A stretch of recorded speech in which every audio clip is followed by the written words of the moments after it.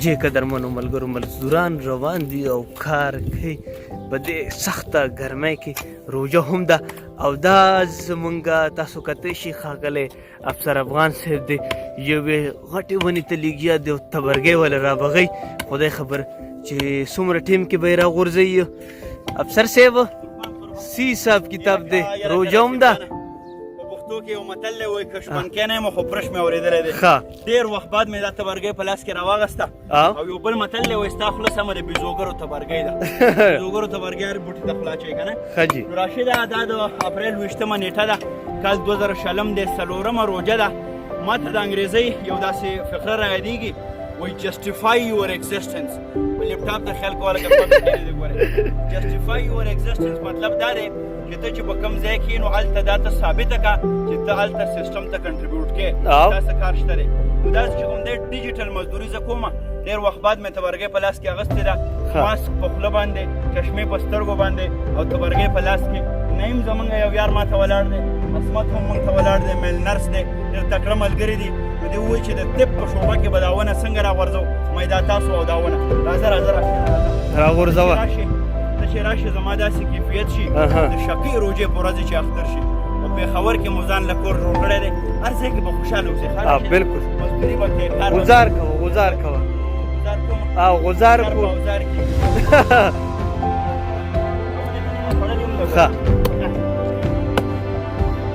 غزار کوئ دې کنه راشي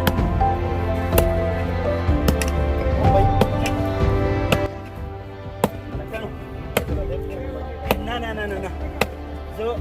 دا ملګري وایي راشده وایي موږ در سره هیلپ وکړو نو ما ته د محترم مشتاق مجلوح صاحب یو شعر را یادېږي وایي هېڅ اعتبار په رهروانو پاتې نه دی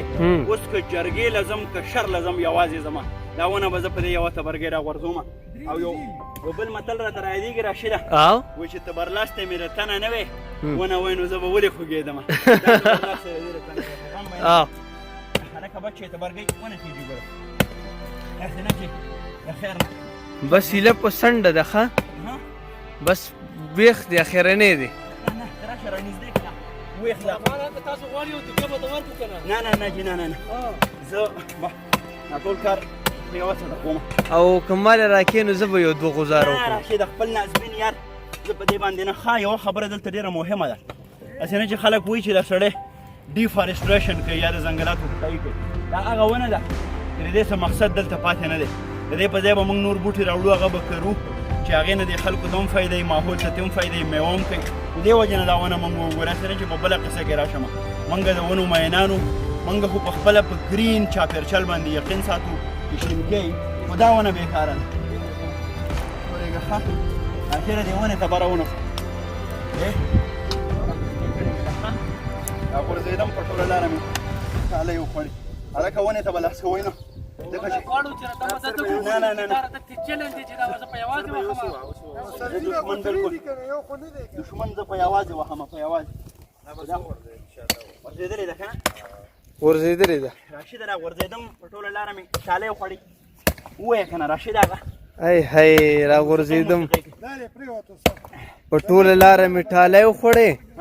د اختر شپه وه ما څلور د خوب ګولی وخوړې درز درز درز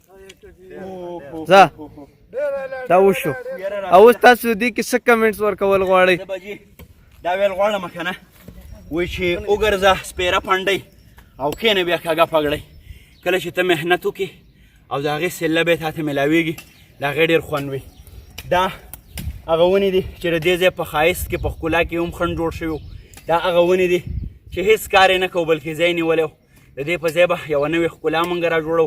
او دا د فطرت او د کائنات اصول دي چې کله زوړ روان شي نو نوی ډېر ښه جوړیږي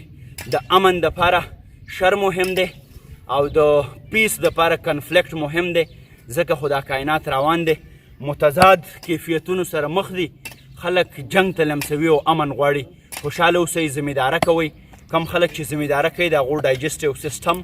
د هغو ډیفنس میکانیزم د هغو امیون سیسټم د هغو بلډ سرکولیشن ډېر زیات ښه وي که موږ غواړو چې د دې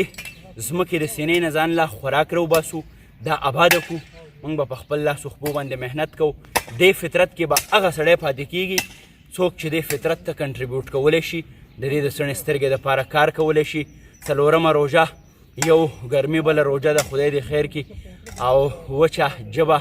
دغه به تاسو ټولو ته ډالۍ وي چې په خفګان کې لا حسن یو په زر شي، څومره خوند کوي چې ښکلې مرور شي. او ته چې راشې زما داسې کیفیت شي د شکۍ روژې پر ورځې چې اختر شي. خوشحاله او آباد اوسئ.